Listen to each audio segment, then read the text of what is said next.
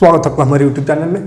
तो इस वीडियो में देखेंगे 9th क्लास का साइंस चैप्टर 3 का पार्ट 2 चैप्टर परमाणु अणु पढ़ रहे हैं। तो उसका पार्ट 1 में देखे थे रासायनिक संयोजन का नियम, जिसमें स्थिर अनुपात का नियम पढ़े थे और द्रव्यमान संरक्षण का नियम पढ़े थे। और उसके बाद देखे थे डाल्टन का परमाणु सिद्धांत। तो उसके बाद परमाणु। तो आज देखेंगे परमाणु द्रव्यमान, है ना। परमाणु द्रव्यमान इकाई, atomic mass unit. What is atomic mass unit? परमाणु द्रव्यमान इकाई क्या है उसको आज समझते हैं।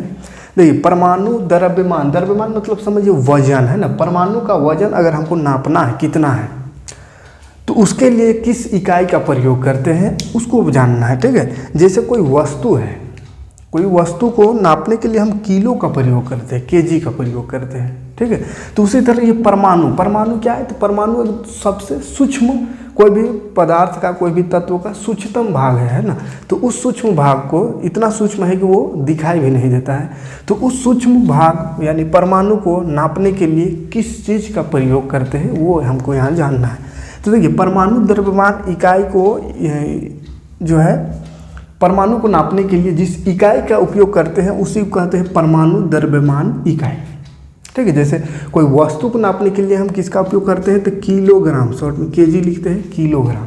उसी तरह परमाणु को नापना है तो उसको हम नापते हैं एटॉमिक मास यूनिट से, शॉर्ट में इसको लिखते हैं AMU। जैसे 1 AMU मतलब जैसे 1 केजी लिखा हुआ रहता है, मतलब 1 केजी। उसी तरह परमाणु को भार को नापने के लिए AMU का प्रयोग करते हैं, एटॉमिक मास यूनिट। जैसे 1 AMU हो गया। इसी को अगर शॉर्ट में लिखना है तो AMU को ही लिखते हैं, शॉर्ट में U लिखा हुआ रहता है कहीं पे, यूनिफाइड मास भी कहते हैं इसको। U के जगह कहीं कहीं पे ऐसा साइन भी रहता है, यानी म्यू इसको पढ़ते हैं, है ना। म्यू, मियाऊ ने, है ना, बिल्ली वाला ने, म्यू पढ़ते हैं। एम और यू मिला हुआ रहता है, उसको म्यू पढ़ते हैं। तो ये एटॉमिक मास यूनिट, ये भी एटॉमिक मास यूनिट है, ये भी सिंबल है। जैसे किलो, केजी को कभी केजी लिखते हैं, कभी लिखते हैं किलोग्राम, लंबा में लिखे तो किलोग्राम लिख सकते हैं। तो इसी तरह ये लिख सकते हैं, ये लिख सकते हैं, एक ही चीज़ है ना। तो इस परमाणु को नापने का जो यंत्र है, जिस चीज़ से नापते हैं उसी को एटॉमिक मास यूनिट कहते हैं, उसका इकाई है। जैसे परमाणु, हाइड्रोजन का कितना वजन है? तो हाइड्रोजन का है 1 AMU। हीलियम का कितना है? तो हीलियम का 2 AMU है।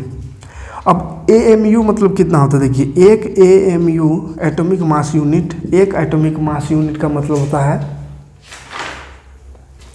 1.66 इंटू 10 का पावर -27 kg। एक एटॉमिक मास यूनिट बराबर होता है 1.66 इंटू 10 का पावर -27 kg। जैसे 1 ग्राम में कितना केजी होता है? 1 ग्राम में कहेंगे कितना केजी? तो होता है 10 का पावर -3 kg, यानी 1000 ग्राम में 1 किलो होता है ना। तो इसका उल्टा हो जाएगा, 1 ग्राम में कितना केजी? तो 10 का पावर -3 kg, है ना।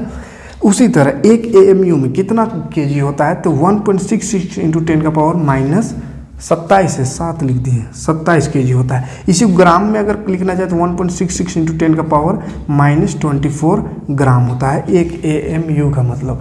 माइनस पावर का मतलब है कि 1 किलो को उतना बार, उतना भाग में तोड़ना, है ना। -27 है मतलब 1 के आगे है 27 को 0।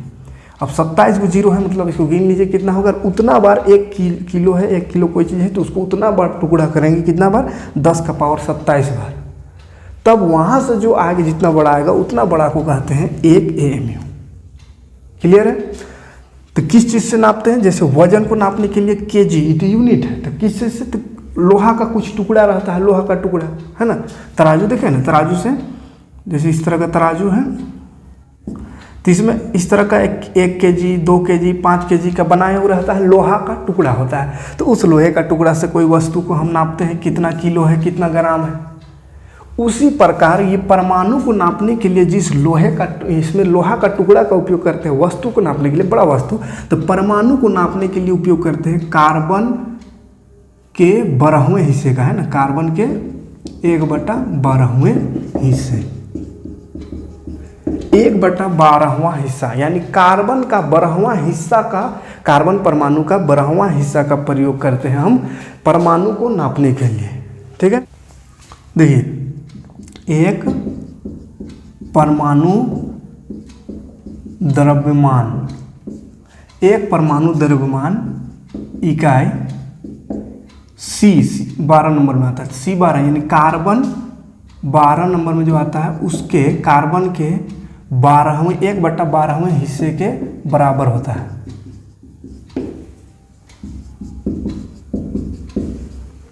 परमाणु को नापने के लिए जिस चीज का प्रयोग करते हैं केजी के रूप में, वो होता है कार्बन का 12वां हिस्सा है ना। जैसे कार्बन का परमाणु है, इस तरह का कार्बन है, इसको 12 टुकड़ा कर देंगे।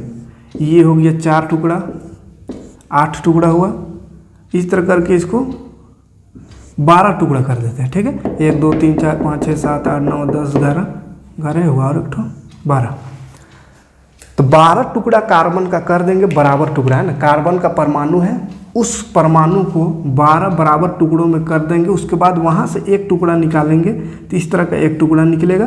तो इसका प्रयोग हम वजन, परमाणु का वजन को, द्रव्यमान को मापने के लिए करते हैं। जैसे वस्तु को नापने के लिए किलो का, तो ये किलो क्या है, लोहा का एक टुकड़ा हो सकता है, तो लोहा का टुकड़ा का प्रयोग करते हैं। इसी तरह कार्बन का 12 टुकड़ा करते हैं, कार्बन का परमाणु का, और उस 12वां हिस्सा में जो आता है एक हिस्सा, उसका प्रयोग करते हैं कार्बन, कोई भी परमाणु को नापने के लिए। ठीक है, जैसे यहाँ पे एक केजी की जगह क्या ये वाला रखेंगे, कार्बन का परमाणु, और यहाँ हाइड्रोजन है तो 1 ठो चढ़ेगा। ये हीलियम डाल देंगे तो ये वाला कार्बन परमाणु 2 गो चढ़ेगा। मतलब कहेंगे हीलियम का वजन जो है 2 एटॉमिक मास यूनिट है।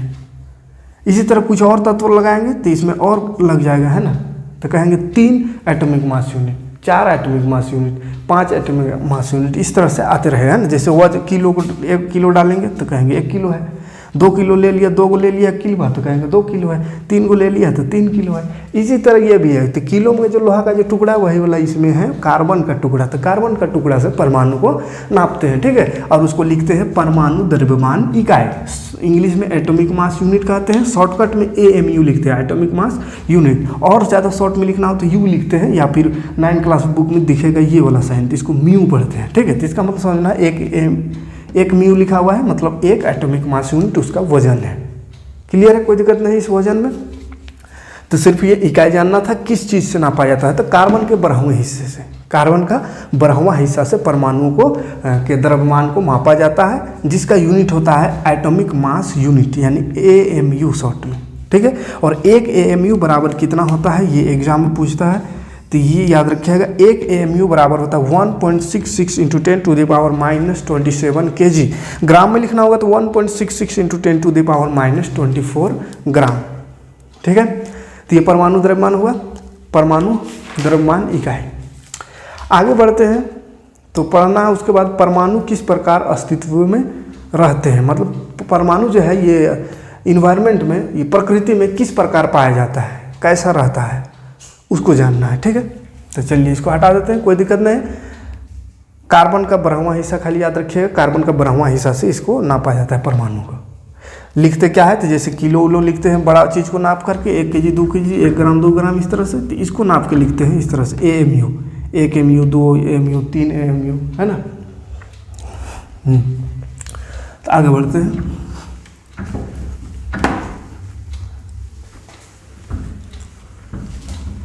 चैप्टर खत्म होगा, उसके बाद PDF दे देंगे डिस्क्रिप्शन में, नोट्स वहाँ से देख लीजिएगा और लिख लीजिएगा।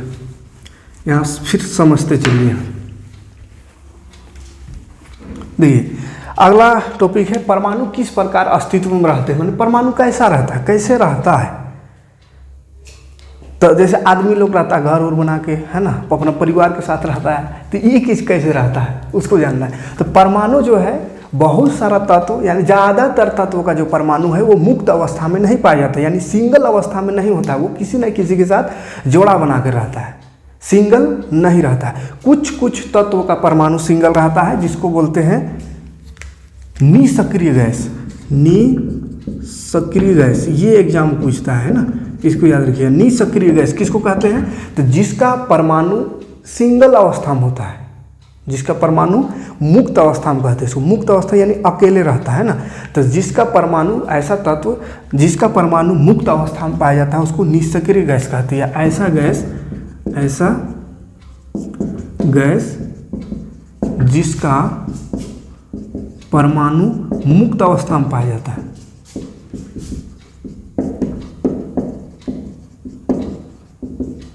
मुक्त अवस्था में पाया जाता है, यानी सिंगल, अकेले रहता है, ब्रह्मचारी जैसा, है ना, किसी से कोई मतलब नहीं, अकेले सिंगल लाइफ, पूरा जिंदगी इसका सिंगल ही गुजर जाता है ना, तो इसलिए उसको निष्क्रिय गैस कहते हैं, मुक्त अवस्था में रहता है। कौन कौन ऐसा रहता है? हीलियम रहता है, हीलियम, आर्गन, क्रिप्टन, जेनॉन, एक होता है रेंडॉन, ये सब जो होता है ये गैस है ना, ये सब गैस सिंगल अवस्था में होता है, सिंगल, इसका परमाणु अकेले सिंगल रहता है, किसी से जोड़ा बना के नहीं रहता है ना। हीलियम एक नियोन भी होता है, हीलियम के बाद नियोन, हीलियम Ne मतलब नियोन है ना, पीरियोडिक टेबल एक बार देख लीजिएगा, helium, neon, argon, Ar argon, Kr मतलब क्रिप्टन, जेनॉन, रेंडम।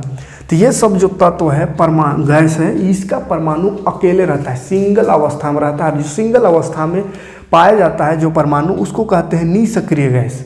तो ऐसा गैस जिसका परमाणु मुक्त अवस्था में मतलब सिंगल है ना, मुक्त अवस्था मतलब अकेले सिंगल रहता है, तो उसको निष्क्रिय गैस कहते हैं, हीलियम, ये सब। और बाकी बच जितना भी तत्व है वो सिंगल नहीं रहता है, वो ज्वाइंट होकर रहता है, चाहे तो 2 परमाणु के साथ रहेगा या 3 परमाणु या 4 परमाणु, यानी एक फैमिली की तरह रहता है ना, सिंगल नहीं रहता है। सिंगल सिर्फ निष्क्रिय गैस रहता है, और बाकी सब है फैमिली बना कर रहते हैं। जैसे हाइड्रोजन H2 2 परमाणु इसमें रहता है, 2 फैमिली इसका, हाइड्रोजन हो गया, हीलियम तो नहीं रहता, hydrogen, helium, lithium, beryllium, boron, carbon सब रहता है वैसे, है ना। जैसे फास्फोरस P4 होता है, 4 इसका फैमिली है, मतलब 4 परमाणु इसमें होता है। ऑक्सीजन का O2 मतलब 2 परमाणु इसमें भी होता है, तो 2 साथे रहता है, अकेले ऑक्सीजन नहीं पाया जाता है। उसी तरह O3 लिख देंगे तो ओजोन, ओजोन में भी 3 ऑक्सीजन का परमाणु होता है, ठीक है। तो ये सब क्या है, सिंगल नहीं है ना, मुक्त अवस्था में नहीं पाया जाता है। तो ज़्यादातर तत्व है 118 तत्व है, उसमें से ज़्यादातर तत्व जो है वो इस तरह से जोड़ा में ग्रुप में पाया जाता है। हाइड्रोजन H2 लिखा हुआ है, मतलब हाइड्रोजन का 2 परमाणु इसमें है। फास्फोरस P4 लिखा हुआ, माना इसमें फास्फोरस का 4 परमाणु है, अकेले फास्फोरस नहीं रहता है। ऑक्सीजन 2 परमाणु के साथ रहता है, ओजोन 3 परमाणु के साथ रहता है, ठीक है। इस तरह सल्फर का बात करें तो S8 होता है, यानी सल्फर में 8 परमाणु के साथ ही रहता है, सिंगल नहीं रहता है। और जो सिंगल रहता है उसको क्या कहेंगे, निष्क्रिय गैस। इसको किसी से कोई मतलब नहीं, सिंगल पाया जाता है, सिंगल अवस्था में, ठीक है। 2 3 4 इसमें लगल नहीं रहेगा, सिंगल है। Helium, neon, argon, krypton, xenon, random, इसमें एक कुछ नंबर नहीं लगा हुआ, यानी सिंगल रहता है। इसमें 2 है, यानी परमाणु 2 इसका 4, इसमें 2, इसमें 3, इसमें 8। आया समझ में, कोई दिक्कत नहीं यहाँ तक। तो परमाणु कैसे रहते हैं, तो वो मुक्त अवस्था में नहीं रहते हैं, वो किसी न किसी से ज्वाइंट होकर के रहते हैं। जैसे ये या तो अपने से ज्वाइंट होकर रहेंगे या दूसरे, जैसे कार्बन CO2 कार्बन डाइऑक्साइड कहते हैं। एग्जाम में यहाँ से क्वेश्चन पूछेगा, बोलेगा इनमें से कौन निष्क्रिय गैस है, तो ये 5-6 याद रखिएगा, ऑप्शन में यही सब में से कुछ रहेगा, ठीक है।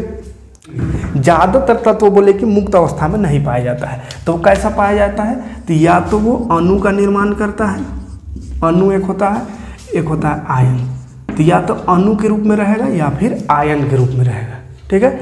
या तो अणु के रूप में रहता है या आयन के रूप में रहता है ना।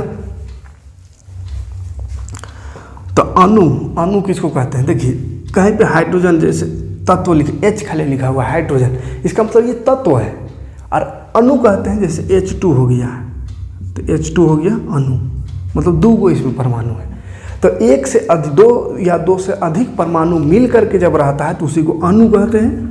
और आयन क्या है, तो आयन में होता है पॉजिटिव आयन एक होता है नेगेटिव आयन, इसको बोलते हैं धनायन, और एक होता है ऋण आयन मतलब नेगेटिव चार्ज, एगो पॉजिटिव चार्ज। तो धनायन और ऋण आयन ये सब नेक्स्ट चैप्टर में पढ़ना है बढ़िया से ना। खाली यहाँ पे इतना समझिए कि प्लस में रहता है उसको धनायन कहेंगे, माइनस में रहेगा उसको ऋण आयन।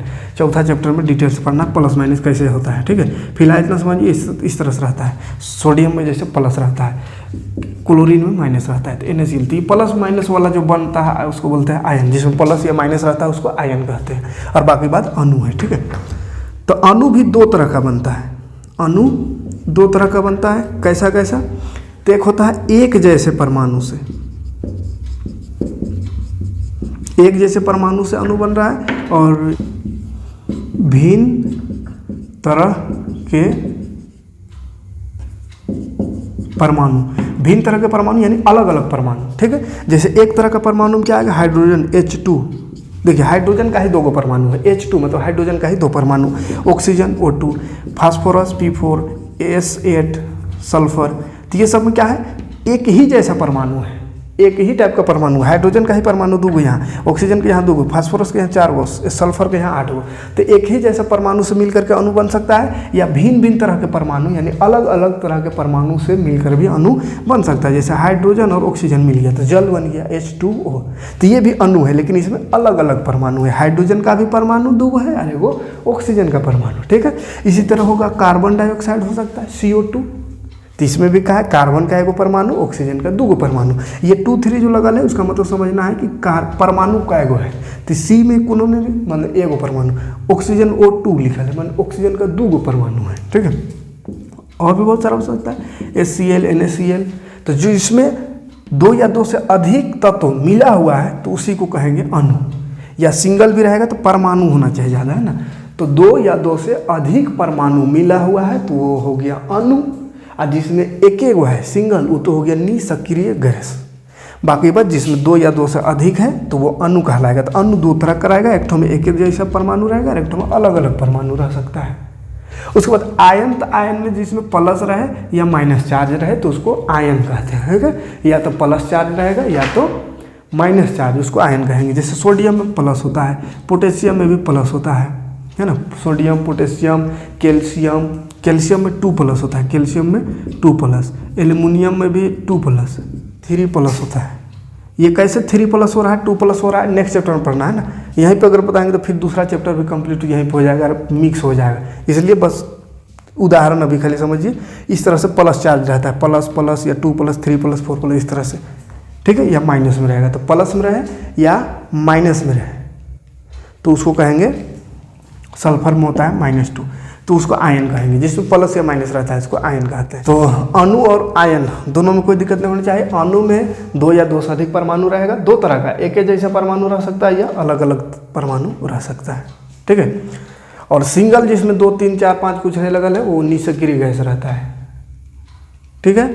और इस तरह से हाइड्रोजन, हीलियम, लिथियम, इस तरह से जो लिखा हुआ रहता है सिंगल सिंगल उसको तत्व कहते हैं। तत्व सिंगल रहेगा तो तत्व कहेंगे, 2 3 4 5 इस तरह से लगा हुआ रहेगा तो वो अणु कहलाएगा। चाहे एक ही में लगा हुआ है या 2 गो में, 3 गो में लगा हुआ है तो अणु है, ठीक है। कोई दिक्कत नहीं यहाँ तक। आगे बढ़ते हैं, तो आगे पढ़ना क्या है, हाँ अब आणविक द्रव्यमान पढ़ना है। उसके बाद पढ़ना आणविक द्रव्यमान क्या है और सूत्र इकाई द्रव्यमान। इससे पहले पढ़े परमाणु द्रव्यमान, है ना, परमाणु द्रव्यमान इकाई। तो परमाणु का जो भार है उसको परमाणु द्रव्यमान कहेंगे, परमाणु का जो वजन है उसको क्या कहेंगे, परमाणु द्रव्यमान। अब इसमें आणविक द्रव्यमान, तो अभी अणु पढ़े तो वही अणु का जो द्रव्यमान है उसको आणविक द्रव्यमान कहते हैं, ठीक है। और ये सूत्र इकाई द्रव्यमान क्या है, तो ये भी जो इधर जो आयन बन रहा था, आयन वाला द्रव्यमान को सूत्र इकाई द्रव्यमान कहते हैं। इधर जो अणु लिखे थे वो अणु वाला द्रव्यमान को आणविक द्रव्यमान कहते हैं, ठीक है। तो कुछ कुछ परमाणु का द्रव्यमान याद रखना पड़ेगा, तब इसका क्वेश्चन सब आता है, क्वेश्चन बन सकता है, ठीक है। तो कुछ कुछ परमाणु का द्रव्यमान लिखा दे रहे हैं, इसको याद रखिएगा। देखिए हाइड्रोजन, हाइड्रोजन का होता है 1 AMU, ठीक है। तो ये कुछ कुछ द्रव्यमान है, इसको स्क्रीनशॉट ले लीजिएगा, इसको याद रखिएगा। इसी से आणविक द्रव्यमान निकलेगा और सूत्र इकाई द्रव्यमान भी इसी से निकलेगा, है ना। हाइड्रोजन का 1 AMU होता है, 1 मतलब उसका द्रव्यमान है। कार्बन का 12 है, नाइट्रोजन का 14, ऑक्सीजन का 16, सोडियम का 23, मैग्नीशियम का 24, सल्फर का 32, क्लोरीन का 35.5, कैल्शियम का 40, है ना। यहाँ तक इसको देख लीजिएगा। इसी का प्रयोग से अभी देखे समझेंगे आणविक द्रव्यमान, ठीक है। देखिए किसी भी एक अणु में उपस्थित परमाणुओं के द्रव्यमान को जोड़ते हैं तो उसको आणविक द्रव्यमान कहते हैं, ठीक है। क्या होता है, तो किसी भी एक अणु में उपस्थित परमाणुओं के द्रव्यमान के जोड़ को आणविक द्रव्यमान कहते हैं।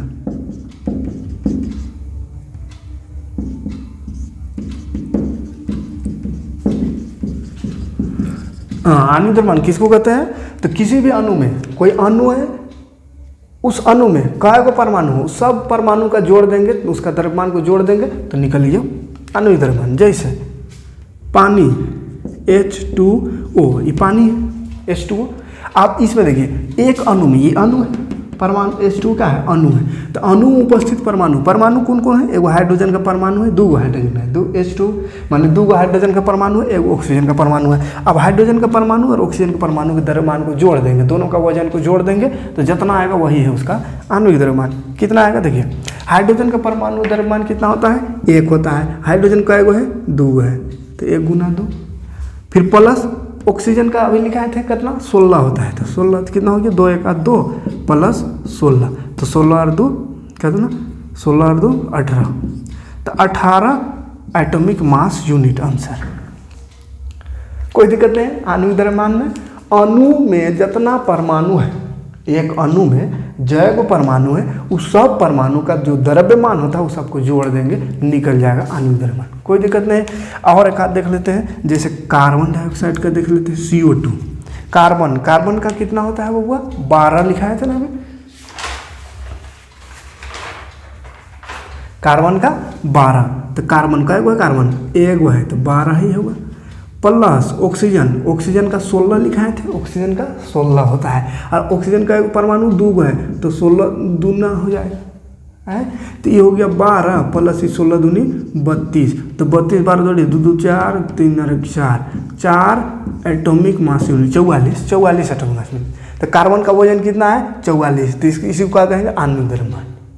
आया समझ में। परमाणु द्रव्यमान मतलब है कि एक परमाणु का वजन कितना है, उसको परमाणु द्रव्यमान, और ये अणु है तो आणविक द्रव्यमान है ना। जैसे चीनी को तोल रहे हैं, कितना किलो चीनी है तो कहेंगे ये चीनी का द्रव्यमान, और अगर तोल रहे दाल को तो कहेंगे दाल का द्रव्यमान है, यानी दाल का वजन है। तो उसी तरह परमाणु, एक हाइड्रोजन है खाली तो परमाणु है, तो परमाणु के द्रव्यमान को तो परमाणु द्रव्यमान, और ये वाला अणु का तोल रहे तो अणु का द्रव्यमान को आणविक द्रव्यमान। अब इसको अणु में कितना द्रव्यमान है तो कैसे जानेंगे, तो ये परमाणु जानबे करते इसका वजन कितना है, इसका वजन कितना है, तो दोनों को मिला दिए तो कितना होगा वो नहीं जानेंगे। जैसे 1 किलो आम रहे, 1 किलो सेब रहे, अब दोनों को मिला देंगे तो कितना होगा, 2 किलो होगा।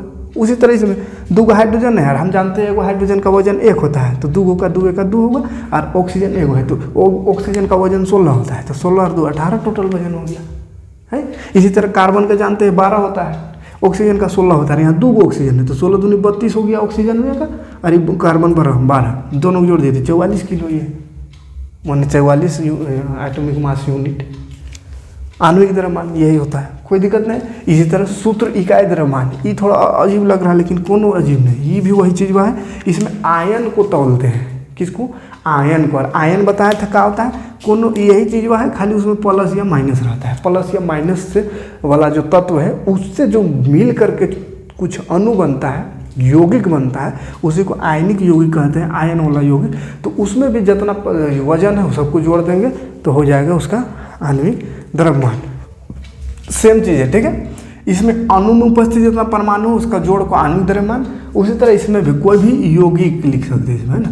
तो यौगिक में उपस्थित परमाणु है ना, कोई भी एक यौगिक में उपस्थित परमाणुओं, अच्छा आयनिक यौगिक लिखेंगे, है ना।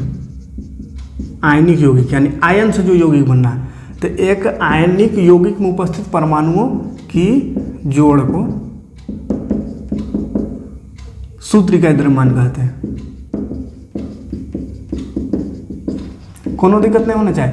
देखिए दोनों एक ही चीज हुआ है, खाली इसमें प्लस माइनस नहीं रहता, उसको जोड़ते हैं। इसमें प्लस माइनस वाला जोड़ते हैं, जैसे NaCl, Na में बताया था प्लस, इसमें माइनस होता है तो मिल जाता है, तो NaCl बनता है। NaCl नमक है, इसका बोलेंगे वजन निकालते वही वैसे वजन। सोडियम का कितना होता है, सोडियम को बताया था 23 होता है, तो सोडियम का एक है तो 23 खाली। क्लोरीन का कितना होता है, क्लोरीन का हमको 35.5 बताया, 35.5 होता है, 35.5 जोड़ दीजिए।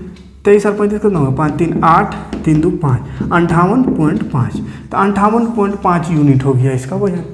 तो दोनों सेम ही चीज़ है, खाली इसमें जो रहेगा प्लस माइनस से जो यौगिक बनता है आयनिक यौगिक, उसका वजन को सूत्र इकाई द्रव्यमान, और जो सिंपल अणु है उसका अणु द्रव्यमान, उसका वजन को। कोनो दिक्कत नहीं है, दोनों चीज़ बात एक है ना, खाली नाम अलग अलग कर दिया है, तो इससे घबराना नहीं है। तो 3 तरह का द्रव्यमान पढ़े। एक परमाणु द्रव्यमान, माने परमाणु हाइड्रोजन, हीलियम, लिथियम, इस तरह का अकेले का वजन करेंगे, hydrogen, helium, lithium, beryllium, boron, इस सब का, तो इसको परमाणु द्रव्यमान।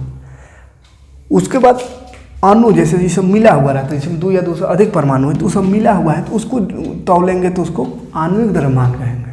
ठीक है, तो आणविक द्रव्यमान निकालने में कोई दिक्कत नहीं होगा। जैसे कहेंगे NaCl का निकलिए, HCl का भी तो निकाल सकते हैं, HCl का निकालना था, हाइड्रोजन का 1, Cl का कितना, क्लोरीन का 35.5, 35 और 1 36, 36.5 हो जाएगा। ठीक है, तो किसी का भी निकाल सकते हैं, किसी का भी निकाल सकते हैं। अगर उसका परमाणु द्रव्यमान याद है तो आणविक द्रव्यमान आराम से निकाल सकते हैं। बस वो सबका द्रव्यमान को लिख करके जोड़ देना है, इतना सा तो करने आगे करता होगा। ठीक है, कोनो दिक्कत नहीं, यहाँ तक खत्म कहानी, यहाँ तक हो गया।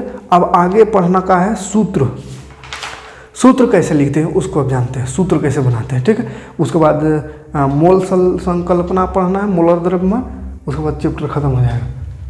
तो देखिए रासायनिक सूत्र कैसे लिखते हैं, रासायनिक सूत्र जैसे H2O, NaCl, CO2, इस तरह का जो सूत्र होता है वो कैसे लिखाता है, कैसे उस सूत्र को बनाते हैं उसको अब जानना है। ठीक है, तो इस सूत्र को जानने के लिए एक चीज़ जानना पड़ेगा, उसको बोलते हैं संयोजकता, संयोजकता। अब इसमें गड़बड़ ये है ना कि इस संयोजकता जो है उसको पढ़ना है इसका अगला चैप्टर में, और उसका प्रयोग इसी में है। संयोजकता से ही सूत्र बनता है, संयोजकता पता नहीं है तो सूत्र नहीं बनेगा। और संयोजकता क्या है इसको डिटेल पढ़ना है चौथा चैप्टर में, है। तो थोड़ा सा इस चैप्टर तीसरा और चौथा में, मतलब तीसरा और चौथा एक के साथ मिला कर रहता तो ठीक है रहता, या फिर वहाँ वाला कुछ कुछ जैसे संयोजकता यहाँ कर देता था, संयोजकता पढ़ा के इसको पढ़ाते समझ में आता, लेकिन उल्टा हो गया है थोड़ा सा। तो चलिए इसलिए थोड़ा सा यहाँ पे समझते हैं संयोजकता, सिर्फ सूत्र लिखने इतना यहाँ पे समझ लेते हैं, उसके बाद पूरा डिटेल से समझेंगे चौथा चैप्टर में कि संयोजकता क्या होता है। ठीक है, फिलहाल थोड़ा सा जानते हैं। देखिए संयोजकता कहते हैं, संयोजकता जानने के लिए फिर पढ़ना पड़ेगा इलेक्ट्रॉनिक विन्यास। तो इलेक्ट्रॉनिक विन्यास अगर यहाँ जाएंगे अभी तो इलेक्ट्रॉनिक विन्यास ही बहुत लंबा चीज़, उस फंस जाइएगा, है ना। इसलिए जो चीज़ है उतना ही पढ़ेंगे यहाँ पे, खाली संयोजकता कुछ कुछ का अभी लिख दे रहे हैं, कैसे आता है संयोजकता उसको समझेंगे नेक्स्ट चैप्टर में। ठीक है, तो संयोजकता जैसे बात करें अगर हाइड्रोजन का, तो हाइड्रोजन का संयोजकता 1 होता है। कुछ कुछ तत्व का संयोजकता लिख दे रहे हैं अभी, उसको याद रखिएगा, काम हो जाएगा, है ना। इधर तत्व है, इधर संयोजकता। हाइड्रोजन का संयोजकता 1 होता है। हीलियम दूसरा नंबर में आता है, इसका संयोजकता 0 होता है। तो इसीलिए हाइड्रोजन हीलियम जो है वो सिंगल रहता है, इसका संयोजकता 0 है, मतलब ये अकेले रहता है, किसी के साथ ये ज्वाइंट नहीं रहता है ना। तो हीलियम को यहाँ जरूरी नहीं पढ़ना। लिथियम, लिथियम का होता है फिर 1, hydrogen helium lithium. Beryllium, beryllium का होता है 2। बोरोन, बी मतलब बोरोन, बोरोन का होता है 3, hydrogen helium beryllium boron. Carbon, carbon का 4 होता है।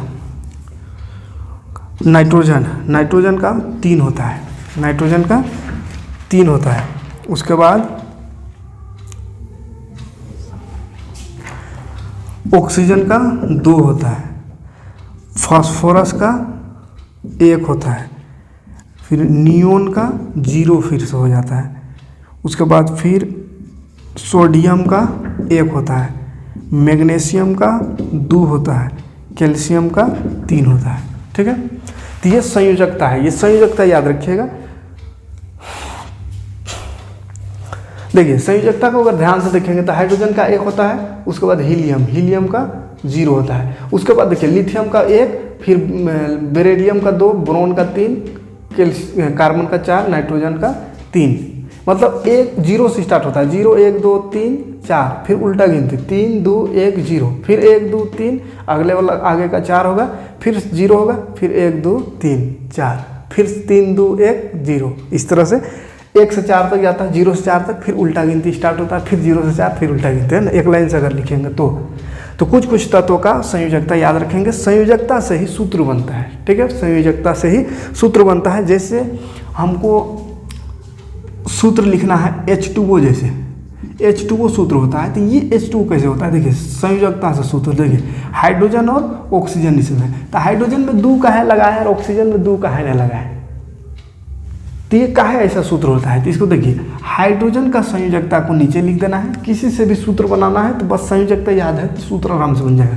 हाइड्रोजन का संयोजकता को हाइड्रोजन से नीचे लिखिए, तो हाइड्रोजन का संयोजकता कितना है, 1 है, तो 1 लिख देना है। ऑक्सीजन का संयोजकता को उसको नीचे लिखिए, देखिए ऑक्सीजन का 2 होता है तो 2, और ये हो जाता है क्रॉस मल्टीप्लाई, ये यहाँ चढ़ जाता है, ये यहाँ चढ़ जाता है, तो 2 यहाँ चढ़ गया तो ये बन गया का H2 हो गया, और O के साथ ये 1 चढ़ गया तो O 1 1 होते 1 हो गया आंसर, मतलब सूत्र बन गया है, कोई दिक्कत नहीं है। कहेगा कार्बन और ऑक्सीजन का सूत्र बनाइए, तो देखिए कार्बन का संयोजकता कितना, कार्बन का 4 दिख रहा है 4, तो कार्बन का संयोजकता 4, ऑक्सीजन का संयोजकता 2, तो ऑक्सीजन का 2, ई चढ़ जाएगा यहाँ, ई उल्ला यहाँ तिरछा तिरछी। तो पहले देखिए थोड़ा सा यहाँ पे काट भी लेंगे है ना, काट लेंगे है ना, ये कट रहा है तो काट देंगे, 2 1 2, 2 2 नहीं 4 कट गया। अब चढ़ा दीजिए, एक यहाँ चढ़ गया तो सी अकेले, और ये 2 वहाँ चढ़ गया तो O2 हो गया, CO2, कोई दिक्कत नहीं, कार्बन डाइऑक्साइड का सूत्र बन गया है। इसी तरह किसी का भी सूत्र बनाना हो तो आप बना सकते हैं, बशर्ते कि संयोजकता याद रहना चाहिए। आया समझ में। और ये संयोजकता क्या है, इसमें अभी दिमाग नहीं खराब करिएगा, इसको डिटेल से चौथा चैप्टर में पढ़ना, अभी पढ़ाएंगे तो फिर बहुत लंबा हो जाएगा, फिर चौथा में फिर क्या पढ़ेगा है ना, अब ये पढ़ लीजिएगा, एक बार संपूर्ण नहीं पढ़ना, जैसे जैसा है बुक में वैसे पढ़ा रहे हैं, ठीक। हाँ, जैसे मैग्नीशियम क्लोराइड का अगर पूछ दे बनाने का, मैग्नीशियम क्लोराइड का देखते हैं, Mg मैग्नीशियम देवल है और क्लोरीन, इसका बोलेगा सूत्र लिखिए कैसा होगा। तो मैग्नीशियम का संयोजकता 2, तो इसका 2 लिख दिए। क्लोरीन का संयोजकता कितना है, क्लोरीन का लिखबे नहीं किया, क्लोरीन का कितना होता है, तो क्लोरीन का 1 होता है ना, क्लोरीन का 1 होता है, तो 1 चढ़ गया यहाँ, ये 2 चढ़ गया यहाँ, तो Mg एकले और Cl में 2 गो, Cl2 MgCl, कोनो दिक्कत नहीं है। इस तरह से सूत्र बन जाएगा अगर संयोजकता याद रहे तो, है तो कोई दिक्कत नहीं सूत्र बनाने में। तो ये पहला तरीका है, संयोजकता से बनता है सूत्र। उसके बाद फिर आयनिक सूत्र कैसे बनता है, तो आयन से सूत्र बनता है ना, आयन से। तो वो आयन वाला देख लेते हैं, ये संयोजकता वाला में कोई दिक्कत नहीं है, जितना संयोजकता है उसको उसका नीचे लिख दीजिए, उसका नीचे लिख दीजिए दोनों तत्व के नीचे, और यहाँ वाला ऊपर यहाँ चढ़ जाएगा, वहाँ वाला यहाँ, यानी तिरछा तिरछी आ जाएगा नंबर, और लिख देना ये 2 यहाँ चल जाएगा, ये 1 यहाँ बन गया सूत्र, कोई दिक्कत नहीं सूत्र बनाने में। तो ये जितना था वो अणु था, अणु का सूत्र, आयन वाला यानी प्लस और माइनस में जो रहा था उसका सूत्र कैसे बनता है उसको देखते हैं।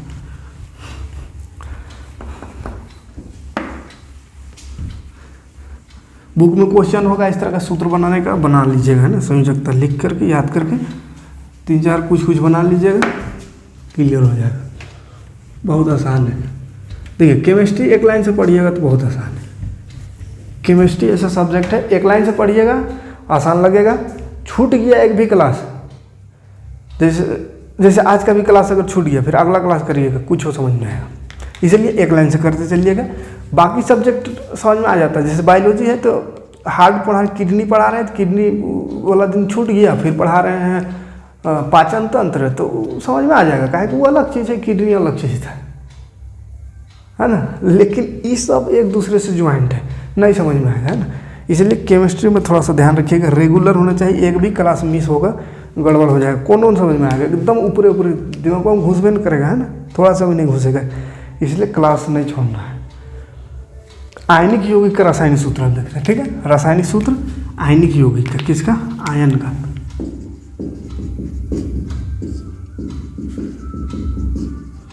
आयनिक यौगिक का रासायनिक, आयनिक, आयन जहाँ भी लिखा रहे इसका मतलब बस इतना समझना है कि या तो प्लस होगा या माइनस चार्ज होगा। ये वाला चार्ज भी कैसे होगा उसको पढ़ना है चौथा चैप्टर में, लेकिन उपयोग यहाँ हो रहा है तो प्रयोग खाली कर रहे हैं यहाँ पे, कैसे लगता है माइनस प्लस उसको नेक्स्ट चैप्टर में देखेंगे, ठीक है। हाँ, तो आयनिक यौगिक जैसे सबसे सिंपल आयन है NaCl। आयन इसमें देखिए प्लस एगो रहता है, मतलब इसका आयन 1 है, कैल्शियम में एगो माइनस होता है, मतलब इसका आयन 1, तो बस इसमें भी तिरछा तिरछा चढ़ जाएगा। इसमें आयन को लिखते हैं, संयोजकता को नहीं लिखते हैं। तो ये हो गया Na एक ठो, तो एक लिखेंगे, Cl भी एक होते हैं, NaCl। NaCl मतलब नमक, ठीक है, कोई दिक्कत नहीं आयनिक यौगिक का। हाँ, उसके बाद अगर सोडियम और कार्बोनेट CO3 इसका, तो इसका आयन देखिए क्या होता है, इसमें +1 होता है, माने एगो आयन, इसमें तो प्लस एगो होता है ना।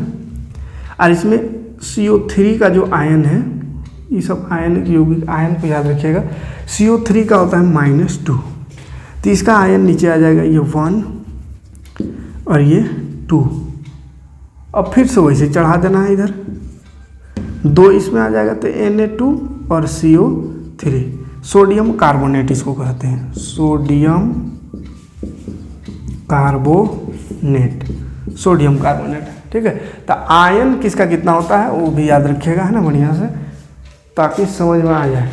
आयन याद नहीं रहेगा तो गड़बड़ है ना। तो कुछ कुछ का आयन लिख दे रहे हैं, है ना, कुछ कुछ का चार्ज लिख दे रहे हैं, प्लस माइनस चार्ज, ताकि समझ में आ जाए। देखिए Na में होता है प्लस, इसको लिख लीजिएगा ताकि सूत्र बन सके, नहीं जानिएगा तो नहीं बनेगा। Ca में होता है 2+, एल्युमिनियम में होता है 3+।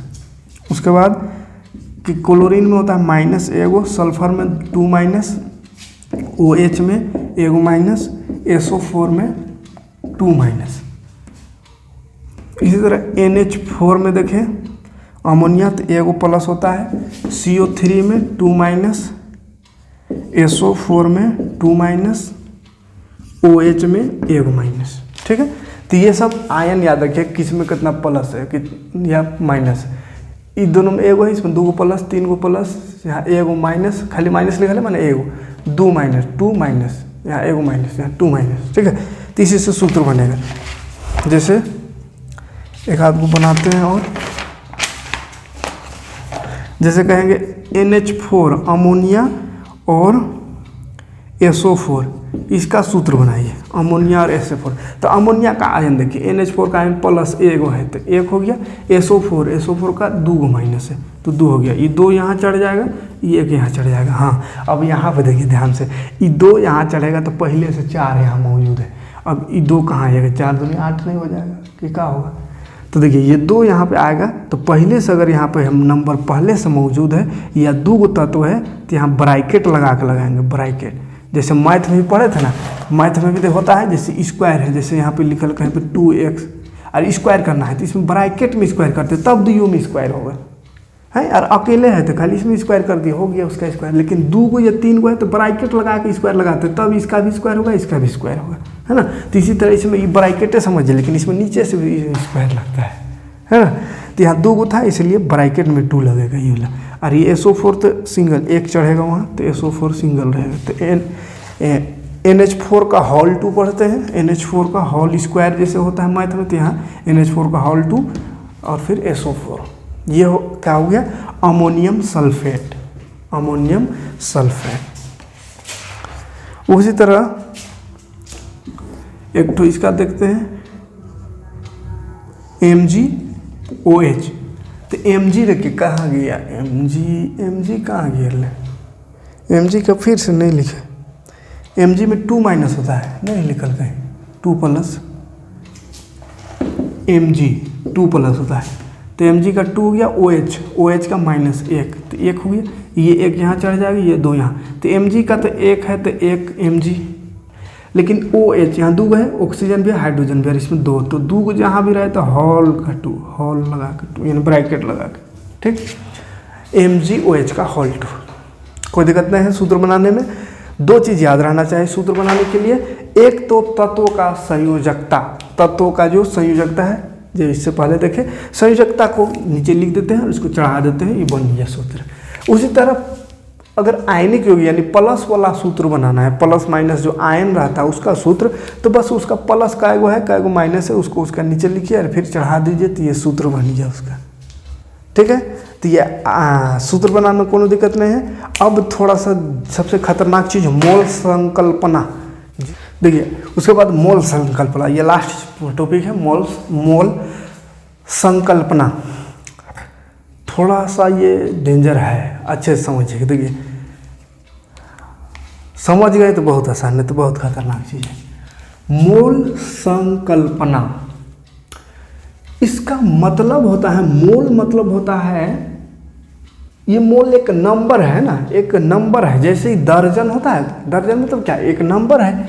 1 दर्जन कहेंगे, 1 दर्जन मतलब समझ में आता है 12 को कोई भी चीज़। जैसे 1 दर्जन केला कहेंगे तो क्या समझ में आता है, 12 को केला, कहेंगे 12 को। 2 दर्जन केला कहेंगे तो 12 दूनी 24 को केला। तो दर्जन क्या है, तो एक संख्या है, एक निश्चित संख्या है। कितना संख्या, 12 है। 1 दर्जन मतलब 12। उसी तरह मोल संकल्प, यानी मोल मतलब होता है, एक मोल जो होता है इसका मतलब होता है, क्या होता है, इसका मतलब होता है 6.022 इंटू 10⁻23। ये एक नंबर है, ठीक है, 10 का पावर 23।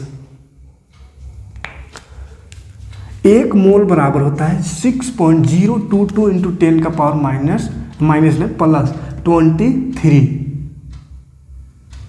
ये नंबर है, तो नंबर का तो कोई यूनिट नहीं होता, इसलिए यूनिट नहीं लिखेंगे। जैसे कहेंगे एक दर्जन में कितना होता है, 12 होता है, तो एक दर्जन में 12 होता है, खाली ये नहीं कहेंगे 12 किलो या 12 ग्राम होता है, इसे नहीं कहेंगे, 12 संख्या होता है। इसी तरह एक मोल में कितना होता है, तो 6.022 इंटू 10 का पावर 23 संख्या है, इसलिए आगे कुछ होने लगेगा, इतना होता है एक मोल बराबर। अब ये वाला नंबर क्या है, बड़ा डेंजर नंबर है, इसी नंबर को कहते हैं एवोगाड्रो नंबर। एवोगाड्रो संख्या है ना, एवोगाड्रो संख्या इसी को कहते हैं, एवोगाड्रो संख्या।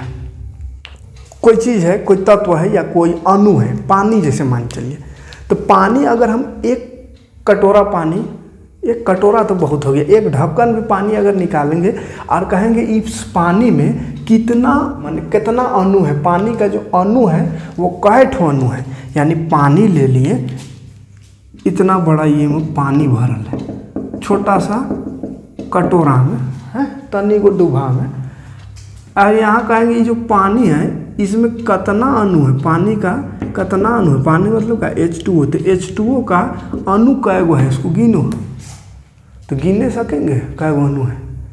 एक कटोरा पानी में अरबों खरबों अणु होगा, थोड़ा सा 2 बूंद पानी निकालेंगे ना तो उसमें भी लाखों अणु होगा, तो इसमें तो कितना होगा उसका कोई ही नहीं।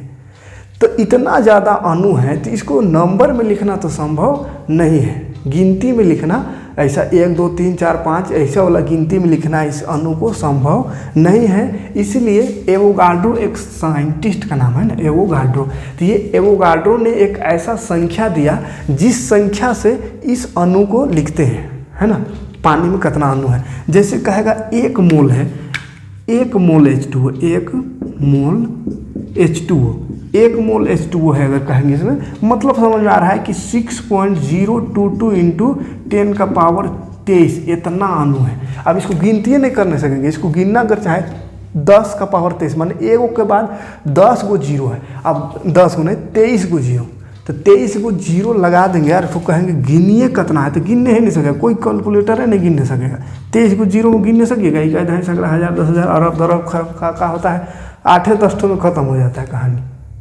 उसके बाद फिर गिनती ही ख़त्म है ना, तो गिनने ही नहीं सकेंगे इतना अणु है, तो इसीलिए गिनती में ना रख के इसको मोल में रखा जाता है, ठीक है।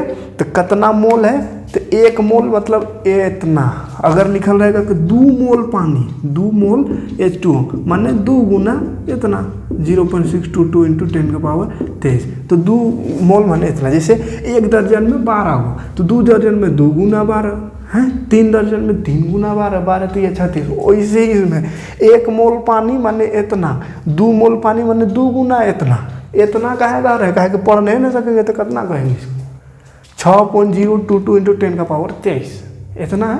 अब कितना है उसको कर नहीं सकेंगे, है ना। 3 मोल माने 3 गुना है इतना, तो मोल समझ में आ रहा है। तो ये मोल कुछ नहीं है, का है, एगो संख्या है। जैसे दर्जन एगो संख्या होता है, कुंटल एगो संख्या होता है कि 1 कुंटल माने 100, 100 होता है कि हाँ 100 होता है कि 1 मन भी कहते कितना को 40 किलो की का है ना, तो वो सब क्या है, संख्या। वैसे ही ये मोल भी क्या है, वो संख्या है। 1 मोल माने समझना है 6.022 इंटू 10⁻23 एवोगाड्रो संख्या इसको कहते हैं। क्यों, क्योंकि एवोगाड्रो एगो साइंटिस्ट था, वही साइंटिस्ट इस संख्या को दिया और इस संख्या में बताया कि क्या होता है, ये एक ऐसा संख्या जिससे मानो अणुओं का गिनती किया है ना, अणुओं को गिनने के लिए ये संख्या दिया है ना, 1 मोल 2 मोल 3 मोल इस तरह से। क्या है कि संख्या ऐसा जो नॉर्मल संख्या 1 2 3 जो गिनती वाला करते हैं उसमें गिनना संभव नहीं था, इसलिए इस तरह का दिया। अब ये एक ऐसा संख्या है,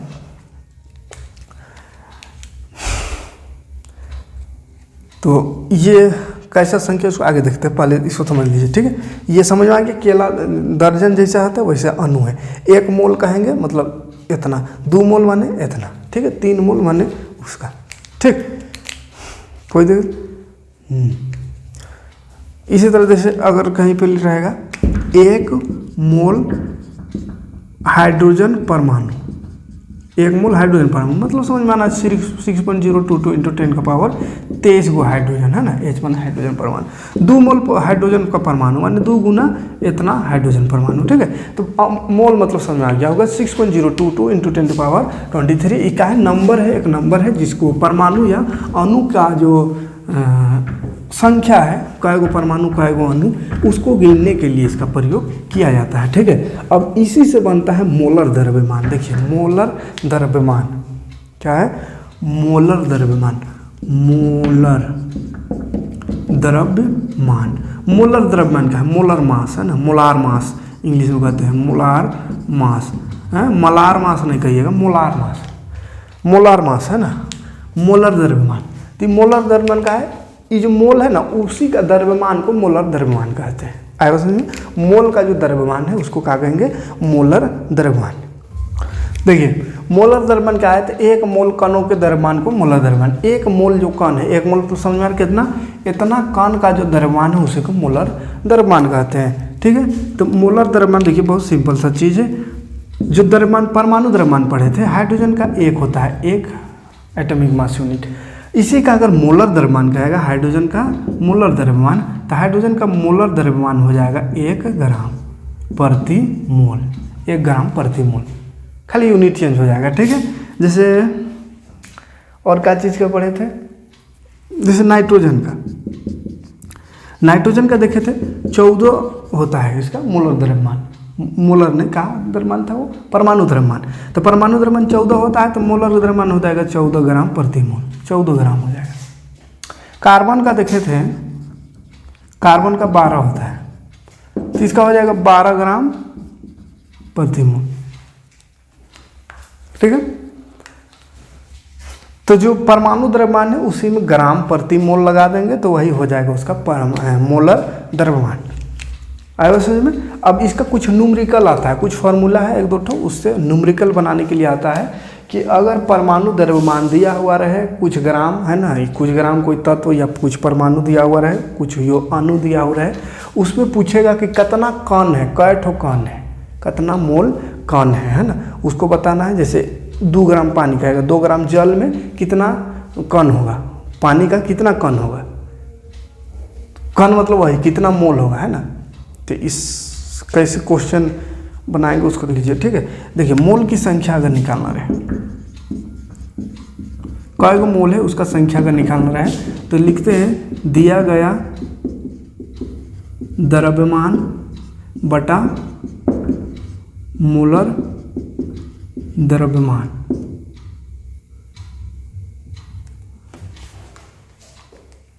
ठीक है।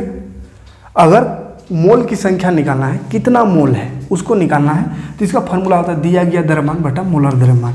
जैसे एक ठो चलिए बना ही देते हैं। जैसे अगर कहेगा हाइड्रोजन 1 ग्राम, हाइड्रोजन में 1 ग्राम हाइड्रोजन में कितना मोल है, मोलों की संख्या ज्ञात कीजिए। तो 1 ग्राम हाइड्रोजन या 2 ग्राम मान चलिए, 2 ग्राम हाइड्रोजन में है, 2 ग्राम हाइड्रोजन है, उसमें मोलों की संख्या ज्ञात करना है। तो देखिए 2 ग्राम हाइड्रोजन, तो दिया गया द्रव्यमान कितना हो गया 2 ग्राम, और मोलर द्रव्यमान, तो मोलर द्रव्यमान हाइड्रोजन का कितना होता है 1 ग्राम, तो बस 1, तो 2 को 1 से भाग देंगे तो 2 मोल, है ना। तो 2 मोल आंसर। 2 मोल मतलब क्या है, 2 मोल उसका अणु है, क्या अणु है 2 मोल। 2 मोल मतलब क्या है, 2 गुना इतना, है ना। संख्या में लिखना रहे तो 2 गुना इसका 2 गुना, तो 2 ग्राम में इसका 2 गुना अणु होता है हाइड्रोजन का, ठीक है। तो इसका और भी क्वेश्चन करेंगे अगले वीडियो में, है ना। अभी बस फार्मूला समझाने के लिए छोटा छोटा क्वेश्चन करते रहे। तो एक ये फार्मूला हो गया। अगला है परमाणु या अणुओं की संख्या, कै गो परमाणु है कै गो अणु है, उसका संख्या अगर निकालना हो तो इस पर करते हैं दिया गया द्रव्यमान बटा मोलर द्रव्यमान गुना एन ए मतलब एवोगाड्रो नंबर, है ना, वही एवोगाड्रो नंबर, ये वाला एवोगाड्रो नंबर को एन ए से लिखते हैं शॉर्ट में, एन ए। अवोगाड्रो संख्या, है ना, Na, या कहीं कहीं पे NO भी रहेगा, है ना, 9 क्लास का बुक में NO है शायद, हाँ NO, तो NO रहे या Na रहे तो अवोगाड्रो नंबर, है ना, ये उसके जगह में ये वाला नंबर लिखना है। तो अगर परमाणु की संख्या पूछ देगा कि कितना परमाणु है, जैसे कहेगा 1 ग्राम हाइड्रोजन में कहे को परमाणु है बबुआ, तो क्या करेंगे, दिया गया द्रव्यमान 1 ग्राम ऊपरे, मोलर द्रव्यमान भी 1, वो नीचे अवोगाड्रो नंबर को गुना करेंगे तो निकल जाएगा कितना उसका उसमें परमाणु है। ठीक है, जैसे एक तो क्वेश्चन उसका भी कर लेते हैं ताकि समझ में आ ही जाए यहाँ पे, उसके बाद बाकी क्वेश्चन जो किताब में है उसको कल करेंगे। क्वेश्चन जैसे कहेगा, शॉर्टकट में ही एक क्वेश्चन लिख दे रहे हैं, 2.2 ग्राम लोहा, 2.2 ग्राम लोहा है, इसमें बोलेगा परमाणु की संख्या याद कीजिए। हाँ, 2.2 ग्राम लोहा में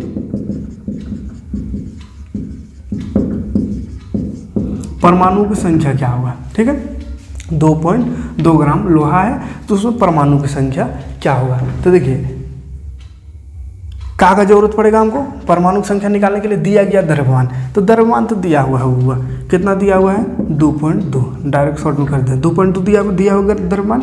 अब मोलार द्रव्यमान नीचे होता है, तो लोहा का मोलार द्रव्यमान याद रहना चाहिए Fe, तो Fe यानी लोहा का मोलार द्रव्यमान होता है 56 ग्राम, है ना, 56 ग्राम, लोहा का 56 ग्राम होता है मोलार द्रव्यमान, तो 56 नीचे हो जाएगा गुना Na माना अवोगाड्रो नंबर, ये 6.022 इंटू 10⁻23। ठीक है, तो 51 निकल जाएगा लोहा में परमाणु संख्या, परमाणुओं की संख्या, लोहे में परमाणु संख्या कितना है तो इतना गुना इतना। अब इसको गुना कर लीजिए, भाग कर लीजिए, है कितना होगा, गुना भाग कर लीजिए कि दोनों गुना करके 56 से भाग दे देंगे, बड़ा कठिन है भाग देना। 3.011 इंटू 10⁻22 आएगा, है ना, इतना परमाणु होगा। तो बस समझने के लिए छोटा छोटा क्वेश्चन कर दिए हैं, इस तरह का क्वेश्चन आप आराम से कर सकते हैं। 2 फार्मूला काफ़ी है, मोल की संख्या निकालना हो तो दिया गया द्रव्यमान ऊपर, मोलर द्रव्यमान नीचे।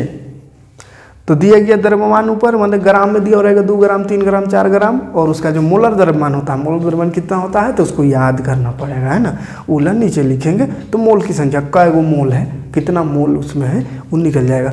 अगर परमाणु की संख्या कै ठो परमाणु है, 2 ग्राम लोहा में कितना परमाणु, 1 ग्राम लोहा में कै गो परमाणु है, तो परमाणु का संख्या निकालने के लिए दिया गया द्रव्यमान को ऊपर रखेंगे, नीचे वही मोलर द्रव्यमान, मान सेम फॉर्मूला है, खाली इसमें गुना कर देंगे Na मतलब एवोगाड्रो संख्या से, तो एवोगाड्रो नंबर जो है उससे इसको गुना कर देंगे, बाकी वही से ऊपर नीचे, है ना, तो निकल जाएगा, कोई दिक्कत नहीं। तो इतना ही था इस चैप्टर में पढ़ना था। तो मिलते हैं नेक्स्ट वीडियो में, इसका क्वेश्चन आंसर कुछ लेकर के, कुछ इंपॉर्टेंट क्वेश्चन लेकर के, उसके बाद शुरू करेंगे परमाणु की संरचना, है ना, तो उसमें यहाँ जो छूट गया है उसको अब वहाँ देखेंगे, परमाणु के बाद क्या होता है, परमाणु के अंदर क्या होता है उसको वहाँ पर पढ़ेंगे, है ना, परमाणु के अंदर इलेक्ट्रॉन प्रोटॉन न्यूट्रॉन ये सब होता है, उसको नेक्स्ट चैप्टर में जानेंगे। फिलहाल इसको अच्छे से कर लीजिए, समझ लीजिए, और PDF इसका डिस्क्रिप्शन में लिंक दे देंगे, और जो ग्रुप में है तो ग्रुप में उसको भेज देंगे।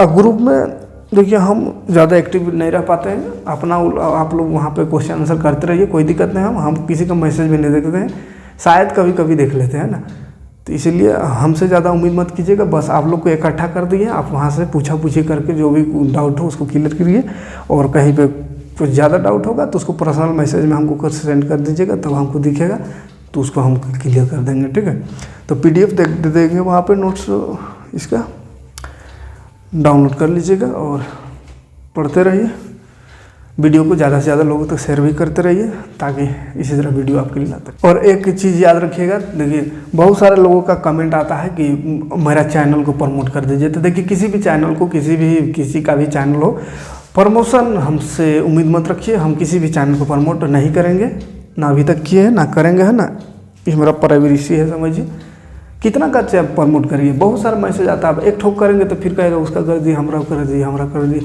और अभी खुदे उतना कुछ है ना, दूसरा को क्या प्रमोट करें, है ना, इसीलिए पढ़ाने के लिए चैनल है, एजुकेशन चैनल है, हम आपको एजुकेशन दे रहे हैं, एजुकेशन लीजिए, शिक्षा लीजिए, पढ़िए, और बाकी बात ये सब चैनल प्रमोशन और ये सब ऐसा वो सब फालतू वाला काम मत करवाइए, है ना। इसलिए बहुत कोई को ब्लॉक कर देते हैं, इतना परेशान कर देता है मैसेज, सर मेरा वीडियो डाल दीजिए अपना वीडियो में, ये कर दीजिए, डिस्क्रिप्शन में लिंक दे दीजिए, तो ऐसा कर दीजिए। तो देखिए वो सब हमसे नहीं होगा, मेरा चैनल कुछ और है, एजुकेशन चैनल है, हम किसी का प्रमोशन नहीं किए हैं, ना करेंगे कभी कोई भी चैनल का।